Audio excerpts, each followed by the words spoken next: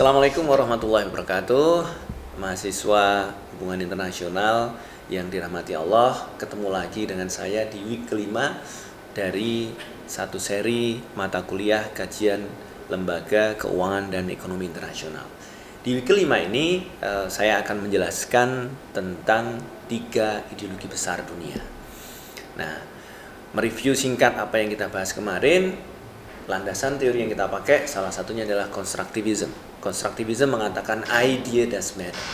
Ide penting karena ide lah yang membentuk identitas, dan identitaslah yang kemudian membentuk kepentingan, dan kepentinganlah yang kemudian mendrive action satu negara. Karena pentingnya ide, maka hari ini kita akan belajar tentang 3 ideologi besar dunia.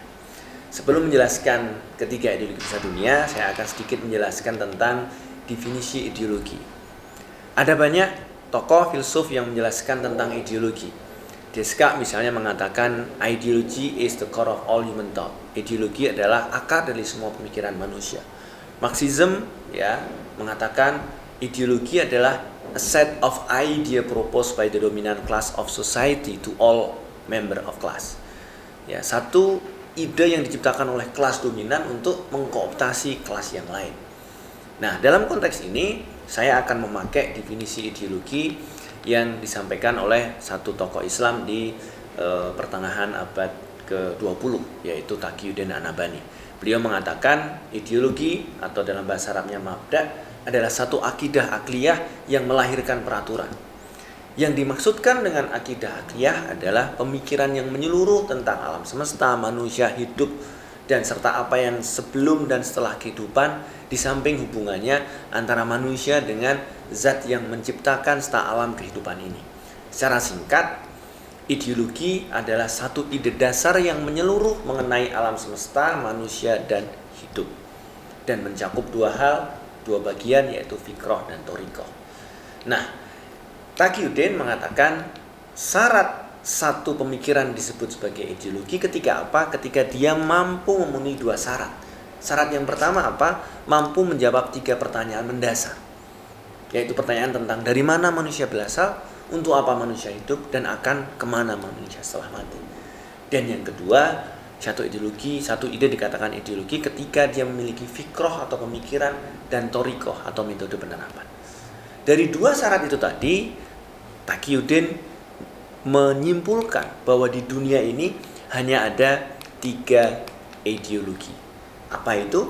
Yaitu Islam, komunisme atau sosialisme, dan yang ketiga adalah sekularisme.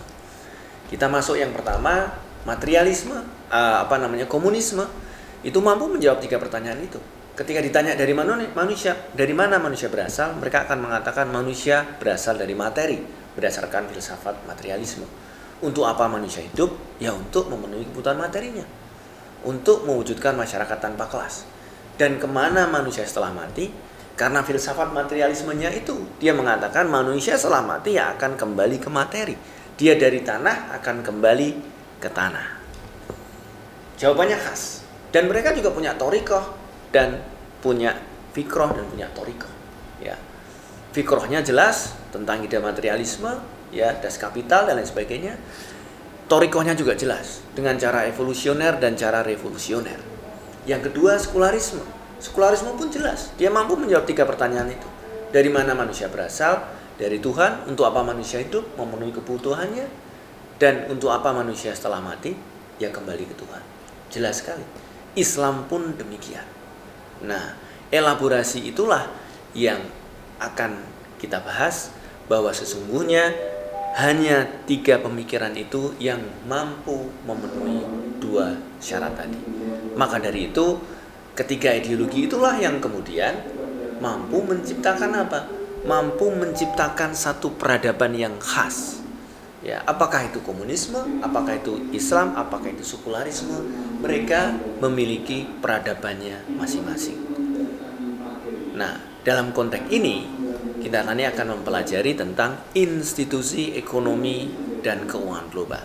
Nah, institusi dan ekonomi dan keuangan global itu pun merupakan produk dari ideologi yang sudah kita pelajari ini. Dia merupakan produk dari salah satu ideologi. Apakah itu komunis, apakah itu sekuler atau kapitalis, apakah itu Islam. Nah, itulah nanti yang akan kita pelajari dalam mata kuliah ini, akan kita buktikan bahwa sesungguhnya yang disebut dengan semua institusi ekonomi global, apakah itu IMF, apakah itu WTO, apakah itu GATT, apakah itu Bank Dunia, bukan sesuatu ciptaan komunitas negara yang bersifat netral.